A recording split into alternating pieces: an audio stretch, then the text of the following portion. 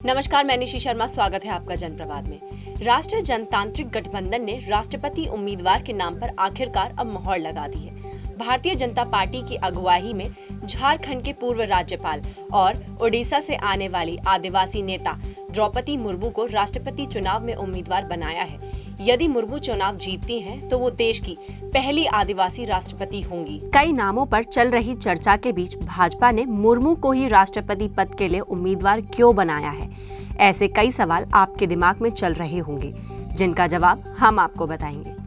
राजनीतिक जानकार भाजपा के इस दाव के पीछे राजनीतिक रणनीति तलाशने में जुटे हुए हैं। माना जा रहा है कि भगवा दल ने मुर्मू के सहारे देश में कई राज्यों में बड़ी संख्या में रहने वाले आदिवासी समुदायों पर पकड़ को मजबूत करने का प्रयास किया है। ऐसे कयास लगाए जा रहे हैं कि इस साल गुजरात में होने जा रहे विधानसभा चुनाव में भी पार्टी को इसका लाभ मिल सकता है। दरअसल ऐसा इसलिए कहा जा सकता है क्योंकि गुजरात में आदिवासी मतदाता कई सीटों पर निर्णायक भूमिका निभाते हैं और यदि ये एक मुश्त किसी पार्टी की ओर रुक कर जाएं, तो लगभग यह तय कर सकते हैं कि सत्ता किसके हाथ में होगी। दशकों से भाजपा के गढ़ रहे गुजरात में आदिवासियों की तादाद को देखते हुए कांग्रेस और आम आदमी पार्टी भी पूरा जोर लगा रही हैं। ऐसे में एक आदिवासी महिला को देश के सर्वोच्च संवैधानिक पद पर बिठाकर भाजपा आदिवासियों के सम्मान के रूप में पेश कर सकती है। भाजपा के रणनीतिकारों को भरोसा है कि पार्टी को ओडिशा, झारखंड, गुजरात, मध्य प्रदेश, राजस्थान और महाराष्ट्र जैसे कई राज्यों में काफी फायदा हो सकता है। यदि 2017 में विधानसभा चुनाव की बात की जाए, तो भाजपा ने 2017 के विधानसभा चुनाव में जीत जरूर हासिल की थी, लेकिन लंबे समय बाद कांग्रेस ने उसे कड़ी टक्कर का सामना करना पड़ा था। बता दें कि गुजरात की कुल आबादी में आदिवासियों की करीब 14.8% हिस्सेदारी है और 27 सीटें अनुसूचित जातियों के लिए आरक्षित हैं।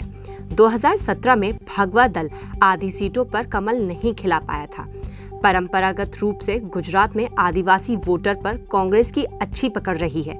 अब ऐसा माना जा रहा है कि द्रौपदी मुर्मू के सहारे भाजपा इस बार अधिकतर सीटों पर कमल खिलाएगी। अब अगर आदिवासी नेता द्रौपदी मुर्मू के जीवन की बात करें, तो उनके लिए ये सफर बेहद लंबा और मुश्किल रहा है। संथाल समुदाय में जन्मी मुर्मू ने 1997 में रायपुर नगर पंचायत में एक पार्षद के रूप में अपनी राजनीतिक जीवन शुरू किया और वर्ष 2000 में ओडिशा सरकार की मंत्री बनी। बाद में उन्होंने 2015 में झारखंड के राज्यपाल पद की जिम्मेदारी भी संभाली। रायपुर से 2 बार विधायक भी रही।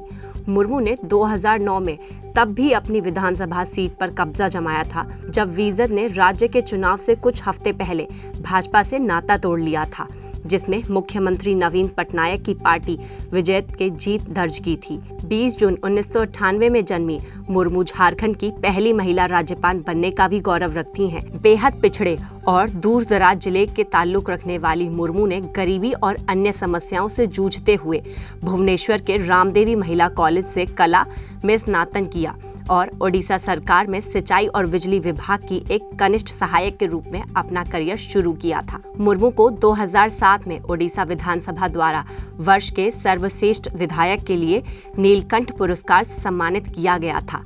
उनके पास ओडिशा सरकार में परिवहन, वाणिज्य, मत्स्य पालन और पशुपालन जैसे मंत्रालयों को संभालने का भी अनुभव है। मुर्मू भाजपा की ओडिशा इकाई की अनुसूचित जनजाति मोर्चे की उपाध्यक्ष और बाद में अध्यक्ष भी रहीं। उन्हें 2013 में भाजपा राष्ट्रीय कार्यकारी एसटी मोर्चा के सदस्य के रूप में भी नियमित किया गया था। मुर्मू का विवाह श्याम चरण मुर्मू से हुआ था और दाम्पत्य के 2 बेटे और एक बेटी हुई। मुर्मू का जीवन व्यक्तिगत त्रासदियों से भरा रहा है, क्योंकि उन्होंने अपने पति और दोनों बेटों को खो दिया है। उनकी बेटी इतिश्री का विवाह गणेश इब्राहिम से हुआ है। खबरों का सिलसिला जारी रहेगा। देखते रहिए जनप्रवाद। नमस्कार।